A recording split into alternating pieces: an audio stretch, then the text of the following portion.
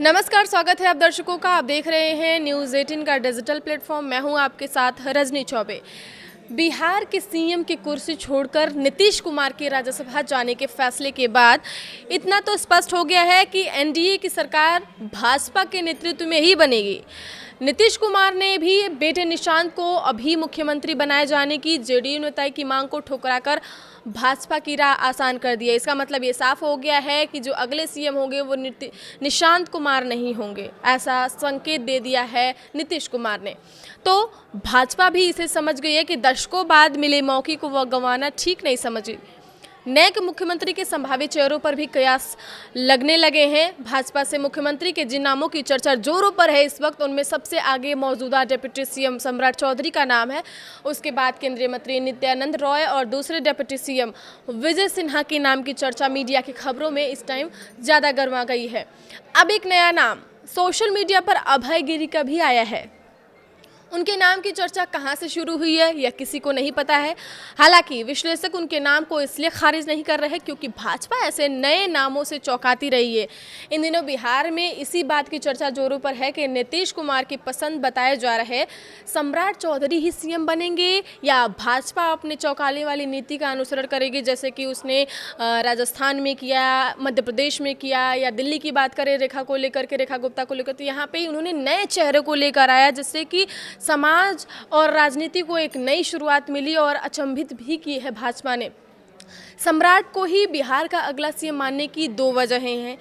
पहला कि हाल ही में संपन्न अपनी समृद्धि यात्रा में नीतीश कुमार ने साथ चल रहे सम्राट चौधरी के बारे में बार बार इशारा किया कि उनकी पसंद के अगले सीएम वे ही होंगे।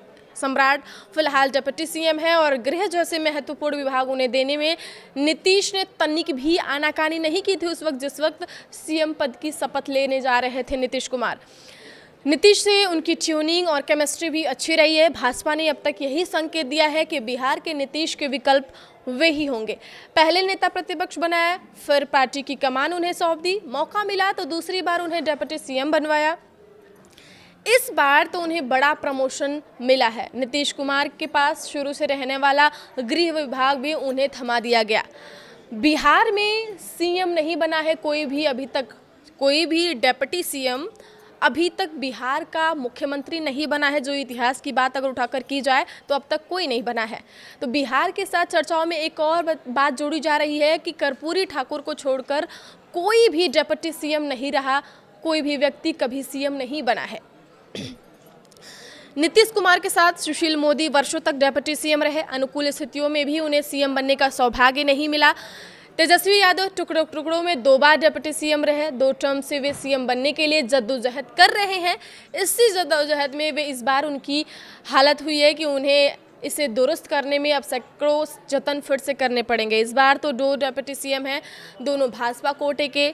तो भाजपा इनमें चाहे भी तो किसी एक को ही मौका दे सकती है। तमाम तरह के स्रोतों की सूचनाओं और सियासी संकेतों को डिकोड कर विश्लेषक इस नतीजे पर दिखते हैं कि दोनों में सम्राट को ही भाजपा बिहार का चौधरी बनाएगी।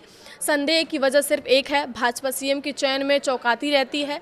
बिहार में चौंकाने वाला फैसला हुआ तो यह मान लेना चाहिए कि भाजपा ने चौंकाने वाले प्रयोग को अब अपनी नीति की मान्यता दे दी है।